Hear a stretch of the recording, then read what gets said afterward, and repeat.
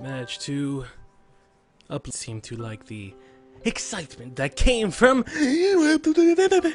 over the top excitement. Oh hey, you didn't have on your legs. I didn't notice. Remember last time we left off where she forgot to equip her legs and gain +3 to height, +6 to dexterity. Yay! Now she needs legs to run. She looks really same size even without legs.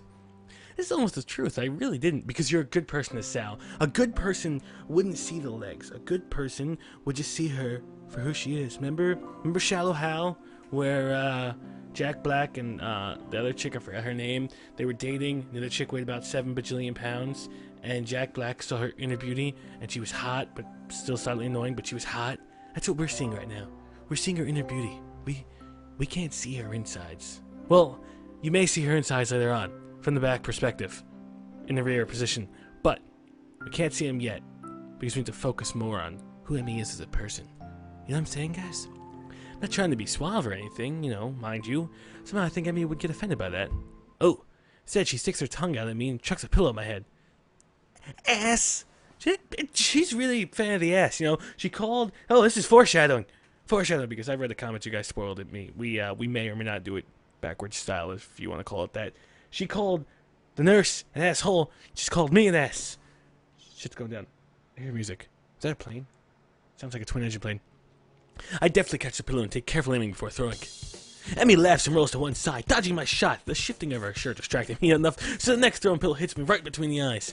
You're staring at her boobies, aren't you? Oof. Hey! I retaliate. Of course, I mean, I'm not gonna... She's a girl, but I'm not gonna let her off easy. I'm gonna fucking grab the little wrinkled pillow and slap her over the face with it. I have to do it. And once I've retaliated, twice... Well, a war was bound to break out sooner or later, and really where Emmy appears to have far better aim than me, well, it's just a matter of time before I have to resort to a suicidal charge. Oh, hey, gotcha! Be careful where you put your hands. You don't want to be accused of something you didn't do. You're just having fun. Eep! Bam! Wham! Smack! Biff! Old cartoon styles.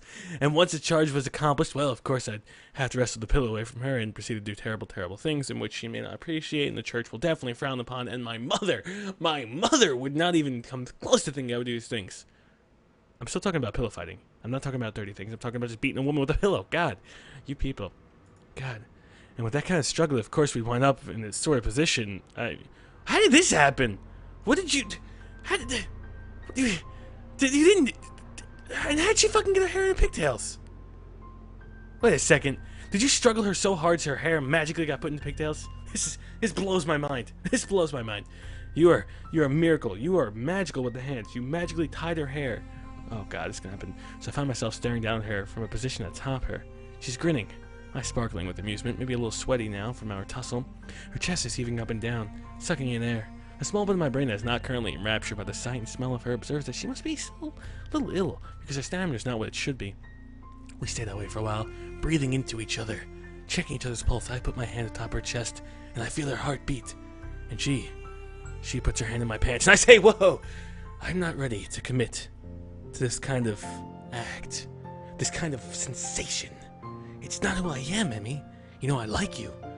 But for you to go down that fast, it would ruin the romance. It would ruin our potential relationship. And I want to be able to be there with you, but we have to take it slow. I'm not sure how long, because everything seems to go fuzzy. Everything that isn't her, anyway. Her eyes meet mine, and deep inside them I almost catch a glimpse of fear, longing, hope. Emmy? A cough suddenly convulses her, and I'm starting, almost stumbling in my haste to get off, so I apologize for everything. Sorry, I was choking you. I don't know CPR. I didn't mean to crush your pelvis. Oh god, my mighty penis crushed your pelvis. I didn't mean to. I shouldn't have. It's fine. She gives me a reassuring pat on the shoulder. So, what brings you here? So you're mounting her, if you will, and you're having a casual conversation. Not bad, Azal. Not bad. I'll take note. You're a lot better with Emmy than you were with Hanako. You were all shy and, you know, you were influenced by her a lot, so you were very quiet and non-social. Now, boom, you just tackle the chick to the floor and I want things. Give me these things. And you magically tied her hair in braids. You're a goddamn genius. She's still breathing hard and causes her voice to shake slightly. Well, before I was so rudely assaulted by pillows, I came here to see how you were doing. Wham! Bam! Thank you, ma'am! It earns me another shove, and I very nearly fall off her bed. Emmy's eyes sparkle again, and I wonder how I haven't noticed how attractive they are before. Consumed with worry, were you? Her tone is mocking, haughty, and, well, teasing, and downright not funny. She throws her arm across her forehead dramatically, grin still apparent from underneath. Couldn't bear the thought of me lying deathly ill. Ah, doth how protest my wasteland. As we both recover from our brief wrestling match, Emmy appears to fall back on teasing me. Well, I wouldn't say consumed with worry, but if I didn't show up this morning like a total wuss. Emmy pouts, crossing her arms and petulantly sticking her lower lip out. It's not my fault. Nurse wouldn't allow it. Sure you wouldn't. I completely believe you. Yeah, right? And I get Playboy for the articles. Yeah. God. Oh, that's a really mean face, sorry. Emmy sticks her tongue out again. You're such a jerk, Sal. Yeah? If I'm a jerk, then why are you going to be jerking it later? Oh, Hanako! Because, instead of saying burn, I said Hanako. Oh, come on! Too soon? Come on. So how was your day then, eh? Did you enjoy slacking off? Did you enjoy slacking off? Not really. The phone woke me up pretty early on. Well, maybe you should have put it on silent after the first phone call. The phone? Yeah, the captain on the team called me to make sure I was doing okay. Well, you seem like you're doing fine with a nice grin. You actually look like this. Oh my god, is this just me? But does her nose and mouth and her eyes kind of make her look like Frosty the Snowman? Okay, maybe I'm just fucking weird, but I'm now. God damn, I'm gonna be in a relationship with Frosty.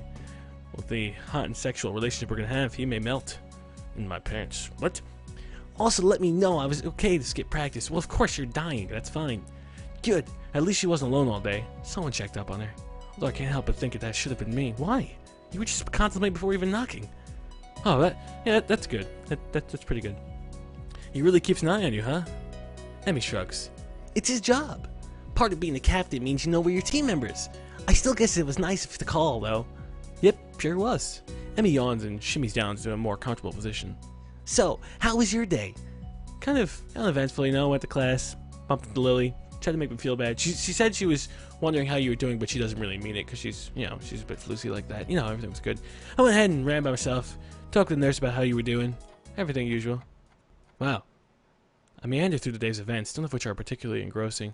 As I'm distracted by an arm finding its way across my waist. Whoa. It seems that Emmy fell asleep while I was talking, so I drew up her blanket to cover us. Whoa. She's well over on her side. Now one leg is thrown over my legs. No, you got one stump is thrown over, whatever. Effectively trapping me. Hey. Seems a shame to wake her, but I have things to do. Gently shake her, but in response she tightens her arm's grip on me and sighs a little. My resistance to this position crumbles rather quickly. The feeling of her body breathing steadily is both calming and incredibly stimulating at the same time. My breathing cannot decide if it wants to relax or speed up. Relaxation wins, and I find myself putting an arm around Emmy. I think I'm in love. The words slip out and hang in the air unnoticed. At least I hope they don't notice, because fuck, if I said that out loud, those are the 3 words you don't want to say unless you are fucking damn sure. Let me just be a lesson to you internet goers, okay? I love and you. Don't say those unless you know for fucking sure, because to a guy, you may say, I love you. And it may be like, it may not mean the world. But from what I've learned, you say it to a girl, this is your life right now. It's open. And it's a shell. And it's an open shell, and you can accomplish a lot of things. After you say those words, yeah, it's gone. The shell closed. You are trapped efficiently. So you better make sure you mean it. When you meet someone that you like, you better be damn sure. Otherwise, that shell's gonna chop off your penis too. Emmy whimpers weakly through her dream, and her grip suddenly tightens again. For the first time since I've known her, I see tears running down Emmy's face. Feels like my heart is about to break. I instinctively tighten my own grip and stroke her hair with I hope a soothing manner.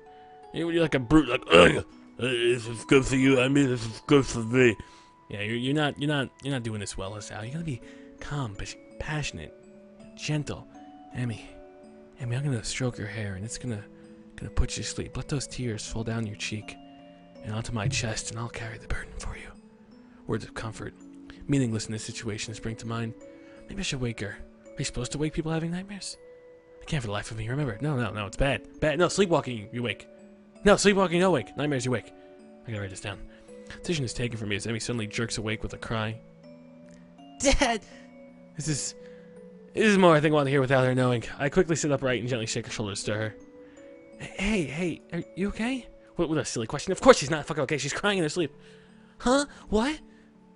Sal? She shakes her head as to clear and quickly wipes her eyes. You had a nightmare, I think, and I was sleeping with you. Oh, God, what happened? I didn't mean to sleep with you. Oh, God. Emmy shudders again and glances up a little cautiously, as if unsure whether or not she's actually up. Yeah, I guess so.